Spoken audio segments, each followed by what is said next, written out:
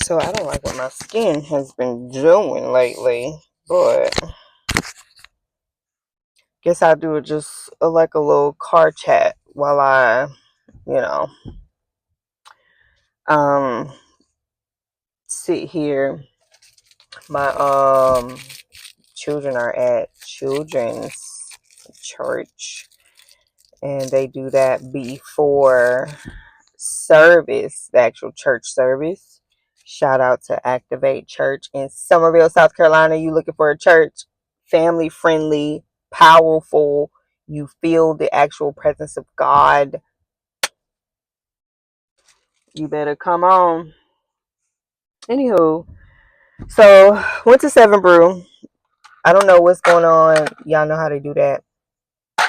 Oh shoot, I didn't never do it like that. But that little popping sound in the cup, the little stir in the cup. Um, Yeah, so I decided to get some Seven Brew while I wait for them.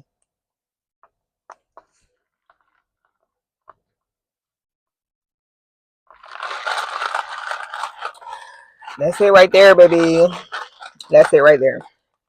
Um, Seven Brew order. Waited all day for this. I tried to make some iced coffee at home and couldn't get it right. Like that's a topic for a whole nother day. But I get the medium iced blondie. I do oat milk in it. I love a lot of ice in my coffee. Gotta have a lot of ice because I need that coldness all the way through. And I've tried so many flavors, but I'm liking this combo, which is toasted marshmallow, the full flavor of toasted marshmallow, and then 3/4 white chocolate. And then I've had them lining the cup with caramel. So good.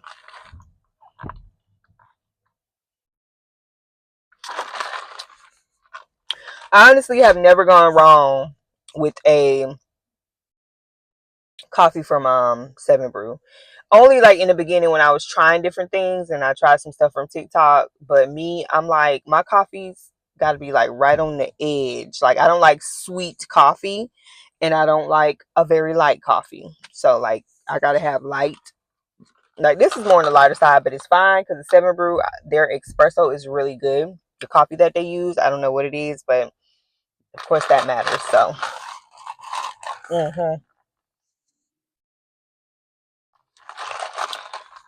so good. So I'm gonna drink that before I go back to church. But I just wanted to have a little chat. I was like, maybe I should sit here and plan out the rest of my month. Because let me tell y'all something. This is what I was thinking about. God, this is what I've been hearing lately. God is really in the details. And I know that I'm playing God by not planning out my time, right? Like planning. And one thing about me that I've learned is that I've been studying more about my gifts. Um, and I realized that the gift of teaching and exhortation are my top two spiritual gifts. And I found some great sermons because I went on YouTube and I found some great sermons by Charles Stanley, Dr. Charles Stanley. He's been around a long time. I remember listening to him when I was younger, um, in the car. Listening to two because he talks about all the different spiritual gifts. And I actually got to go back and listen to both because I always play them while I'm driving, but it's definitely something to play and write notes as a study. But he broke down some things in both of those gifts, and I was like, wow, like that's me. And it just explained a lot about myself. And so when he talked about exhortation, he was talking about how, because exhortation is somewhat like teaching, but it's more on the planner side. Like you like to plan things, you like to have steps, you like to have order. Like you wouldn't jump from A to, yeah, I don't know where I'm going. I just decided to just start a little chat. But you wouldn't go from like, if I want to know the steps of something, me as a person whose gift is teaching and exhortation, I give steps because I'm teaching you something. So I'm not going to say, let's start here and then I'm going to skip to like step 10. Like, no, I'm going to take you step by step and I'm also going to let you know like what you're learning Even he said something in the exhortation one that was profound to me when he was like, say if you are a parent and you have the gift of exhortation. Let me go back a little bit, because he pointed out, he said this is very important to know when you're married. Mm, mm, mm, mm. And I was like, wow. I'm divorced now, and I've been divorced for about, well, coming up on a month, in about a week. And he said that knowing the spiritual gifts as a married couple is so important, because you'll understand the person that much more. So I know we be on love languages and all this stuff, but one place that I know that I failed at in my marriage is like, we didn't, like, trying to figure out, anyway, I'm not getting on no marriage stuff. So he explained something in this about the gift of exhortation and how we like steps. Like, we need to know step by step what is going on. And if that is my gift, when I tell somebody something, I'm going to go step by step. And this reminds me that I need to tell this to my friend, my friend, who we have conversations like this all the time, because you be in a place and you just don't understand why you're a certain way. And if God wired you to be a certain way, to want to do things step by step by step, I believe that that's okay when you know that that is the gift that God gave you. Now, some people are like, you don't need to know everything that God is doing. Just take the first step, right? And yes, we are to trust God and have faith in God to know that as we take each step, He's going to order them for us. But we have to take the first step. But certain things is like, if there's something that we are doing and that's our gift, that's how we like to process things step by step. And this just lit me up. Like, this lit me up. And I'm like, wow, I'm like that. Oh, okay. Going back to like when he was talking about if you're a parent and you have the gift of exhortation or teaching, he was like, if your child does something and they want to give like this very straight answer, and if you know, because I'm a mom of like, I'm a mom of a teenager, and I'm a mom of a tween, but I'm also a mom of a child that loves to give the full explanation of things. Like, even if I say, Ari, I just need one answer. I just need to know yes or no.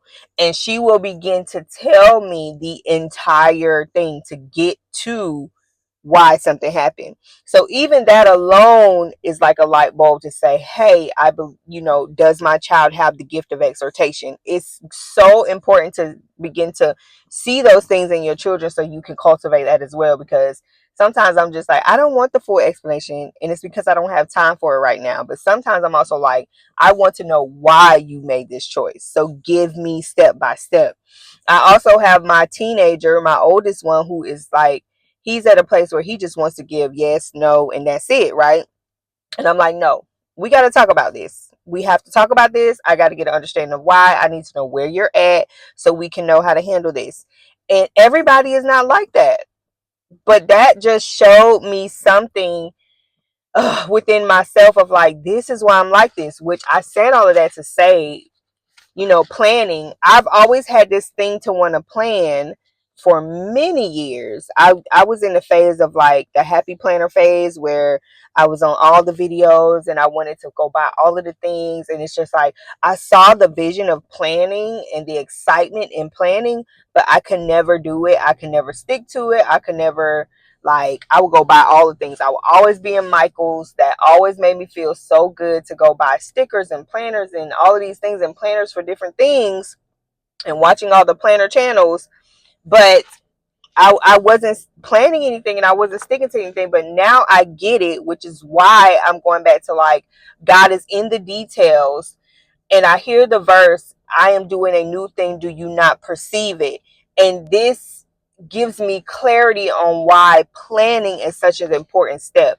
And I say it in the sense of knowing who you are, knowing what God is calling you to do, knowing what God is having you to do right now, what step He's having you to take, and what season you're in. And where I'm at, it's like I'm seeing the end of things. Like, I'm seeing the end of things, but I need to start at the beginning and plan that out to get to the vision that God is showing me. which is why I understand why I can never grasp goal setting. Like, I never set goals. I never set goals. But planning is saying these are the details. I remember a couple years ago, like, the Holy Spirit told me to read 2 books. And y'all, I confess right here before you now, and I'm repenting because I still have yet to get through both of those books and apply the things that God has been telling me to do, which shows me like I'm delaying him because I want to my problem was I wanted to understand what God is doing. Like, why do I have to read these books? What are you doing? And if I just read them like he said, then later on it would have been like, this is why I told you to read these books. So bam, there's my task for the week coming. But he told me to read the 4-Hour Work Week and the 12-Week Year. Both of those books have to do with time, accelerating time, also taking less time to do big things, to fulfill big goals and accomplishments, because it's also rewiring the brain, which is why I couldn't grasp like, why would God have me reading these books? Because where I was in my life, I'm like, mm-mm. But it's rewiring the brain, retraining the way I think about time. And if you're familiar with the book, The 12-Week Year, it's about doing things in 12 weeks that most would plan to accomplish by the end of the year. And it's been at least 4 years that's been on me to read that book. And I know I'm talking about this now because the Holy Spirit is reminding me you need to do that, because that means that I'm skipping steps, right? And he wants to accelerate me in something. And I know that we're in a time right now. This is August. We're in August, right? We're in August, and we have 4 months left in the year. I have had so much happen to me just in the past year alone that shows that God is trying to accelerate me. But I can also see where I have gotten in the way. I've gotten in the way. Where God is just like, he has had me in so many different scenarios where it's like, you don't even have to go through all of the things that other people would go through to get to this. This is what I want to do for you. I'm even in a situation right now where it's like, wait, what? Like, so fast. And when you know God is telling you to do something, there will be like alignment, right? But you also have to be careful of like counterfeits, because the enemy will show up and give you counterfeits and make you think, okay, this looks very similar to what God is having me to do, so maybe this is it, right? But I know now I'm in a time right now where like things are just like dropping people.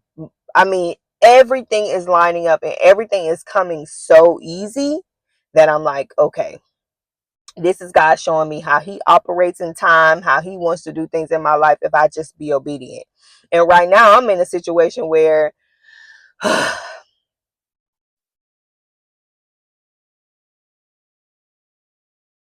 it's like I get it, but I don't, but I get it. Because God has taken me back to like some of the dreams that I've had of certain things to do that I've just honestly probably said in my mind, but he's taken me through the steps to get there. And obviously, we don't know what God is going to take us through to get to where we need to be. We think it's just this one thing, and let me stay in this one lane to get to that thing. But if we think about Joseph, right? Joseph went through, he was sold, like God gave him a dream, but look what he had to go through to get to the vision that he saw in his dream, that his brothers would be bowing before him, and they were. But look what he had to go through to get there, right? We are not discounted from going through a journey like that. We're not. Especially if God has to take us through something to purge us. He got to take us through a wilderness. I was just thinking about this morning, and I was looking at my children, my last 3. I got 6, y'all. So I was thinking about looking at my last 3 little ones, and I'm like, I just had my last 3 children in a wilderness season. And I don't know why that thought crossed my mind, but I'm like, I just had my last 3 children in a wilderness season. In the hardest years of my life. And y'all, I feel like I've been struggling for a long time, like just mentally, emotionally struggling more. And it has trickled into financially and spiritually somewhat, but my spiritual life has grown so much in these last few years.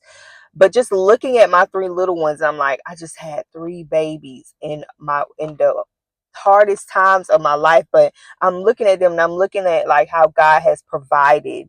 They didn't lack anything. Like, we may be, a little behind on some stuff or anything like that. They may wear their clothes until they can't wear them no more. But it's just like, wow, like three babies in these last few years. And it's just like, I guess that's a thought for me, because I know that God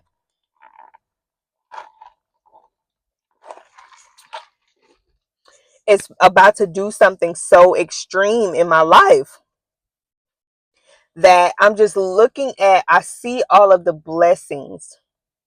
I see all of the blessings around me. Like, transparently, I wake up I mean, I live in my parents' house, been there for the past year. Um, by far the hardest year that I've had. Like, it's been great, and it's been like, what? But I know it's because it's necessary, that God, like, it's necessary for me to be waking up on my parents' couch, like the couch, every morning. It's necessary for me to be waking up like this every morning. And all I have to do is ask God, like, why? Why do you have me in a season right now where I'm sleeping on the couch? Why do you have me in a season right now where I'm back in my parents' house? This was the one thing I tried to avoid. But now I get it, because when when I stopped looking internally and I looked to God, He began to show me why He didn't necessarily take me back to my parents' house, because it's not my childhood home, right? It's not my home that I grew up in. It's a new place where my parents just moved to, but it's still their house, right? And so God had to show me, like, I'm doing a new thing. Like, you didn't go back. I just put you back in an environment with them. I just put you back in an environment with them so you can see some things. And in that sense, it was like breaking generational curses. It was breaking cycles. It was for me to break some strongholds off of my mindset when it came to like my parents and my childhood, and even in my marriage. Like, I got a divorce, and I felt like I would never get to that point. I have been talking about a divorce for so long, but I was just so weak. I felt like I couldn't leave. But God had to do a work within me for me to get to that point of actually following through with the divorce. And I'll say this for like any women that listen to this. The Lord told me that if I divorced at the times that I was trying to divorce, when I actually filed for divorce, He told me, like, I would have left in anger and bitterness and resentment. Like, I would have had all of these things on me if I had divorced my husband at the time that I did. But it was like divine timing and divine alignment when my divorce finally happened, because all of the other times, if we're talking about time and planning, right, and things that we have to do, it just wasn't a good time because of where I was in my mind. And when my sister will always tell me, when you're sick and tired, you will be sick and tired and you will leave, right? But it was also because I knew I had a work to do with God, and I didn't want to leave my husband bitter and anger and resenting him and just all of these different situations. Like, I didn't want to do that. And on July 18th, I went in that, I was ready for it. Like, I went in the courthouse and all of these things. I'm like, I'm ready for this. And I felt so free afterwards, but I knew that wouldn't have been my experience back then.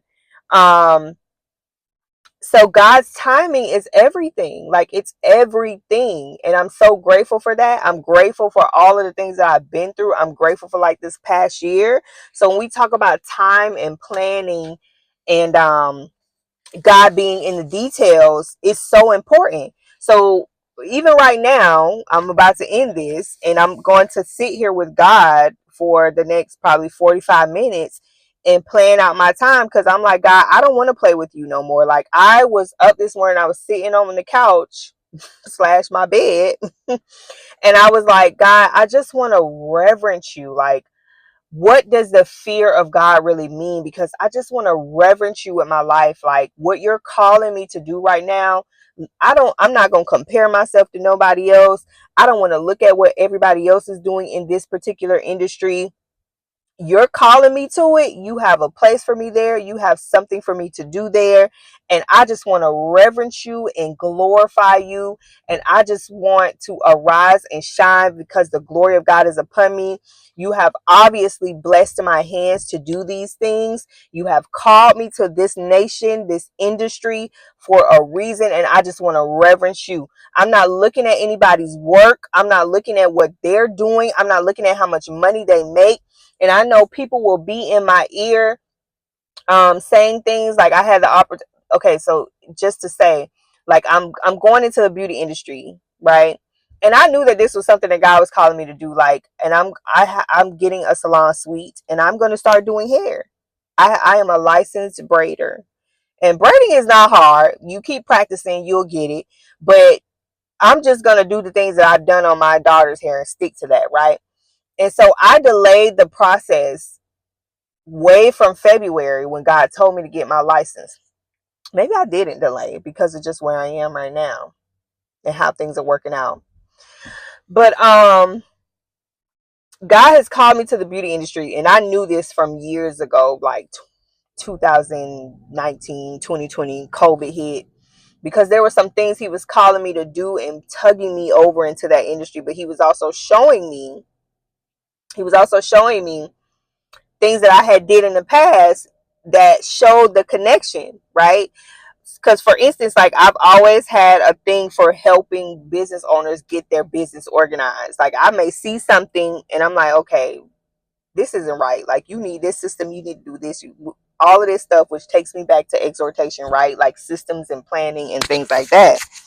And so he took me back to that and showed me like how when I did offer to do those services, it was with hairstylists. But he also showed me how when I was sitting in their chair, they would talk to me about their money and things like that. And at that time, I'm like, okay, maybe you should do this, maybe you should do that, and blah, blah, blah. Like, and so here we are years later.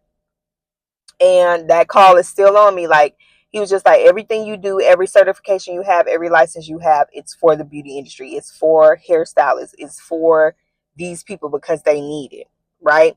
And I was still kind of like, Lord, just doing my own thing, trying to do other things over here, over there, being a Jonah, being like the children of Israel, complaining, murmuring, don't even want to do what he's telling me to do, right?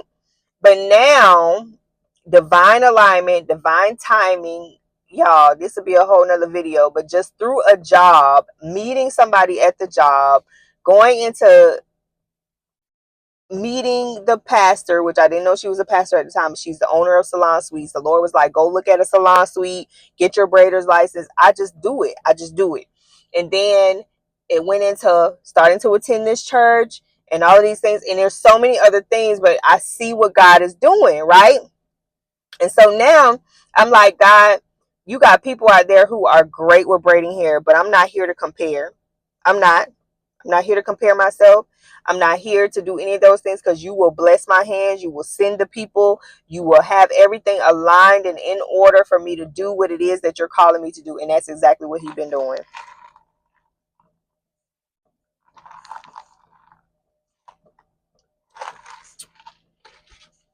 So I'm over here like, Lord, who hair I'm about to braid?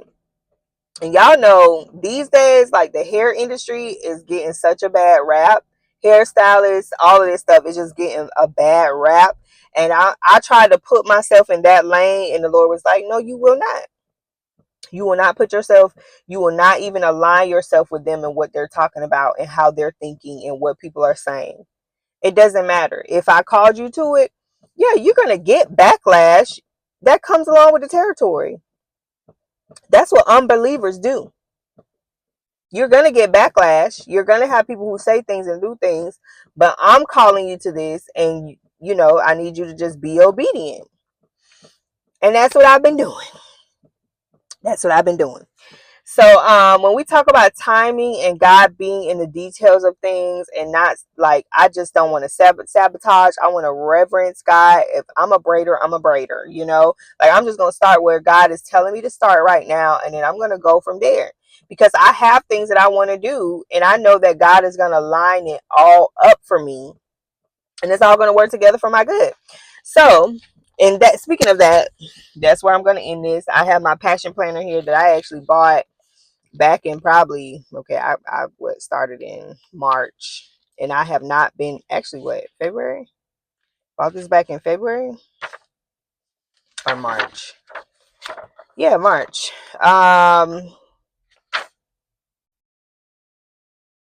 Yep. And here I am in August, haven't been using it how I should. So that is just one of the things that I want God to really, I want to allow God to work with me through this thing. Like, God, you telling me to plan because you're in the details. That's what I'm going to do it. That's what I'm going to do. You want me to go read these books? I'm going to do that. Like, that is just where my focus is. I'm just going to put my focus back on the things that you told me to do, so I could get back in alignment with you and be on track to where you're taking me. So I actually have that book. Do I have it? Yep. I have the 12-week year. I lost the cover. I have the 12-week year in my bag, and I just haven't been reading it. So I know I have to start all over and just do what he tells me to do, and don't worry about nothing else. I be trying to add all of these things and all of this, and then I sit in front and I'm like, God, but what are my goals? I'm asking you. Like, I know you give me the desires of my heart, but you also know that I can easily get off track. I can easily put my focus on other things. And is it about the money? Like, Lord, should I be saying, like, I want to make $30 million? Yes, he does want me to say that, but in my mind, I'm like, 30 mil? Is that a goal that you want me to write, Lord? Like, I need to make $30 million in a year for the kingdom. I think that's one of my goals right there. I was about to say by my 40th birthday, but that would pretty much almost be I'll be 39 and a half if I make 30 mil in a year. But guess what? God can do it.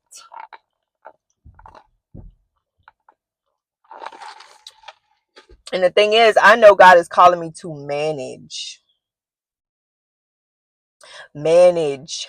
people's monies and businesses and things like that. Like, I know that that's what he's calling me to. So I don't know what 30 million gonna look like.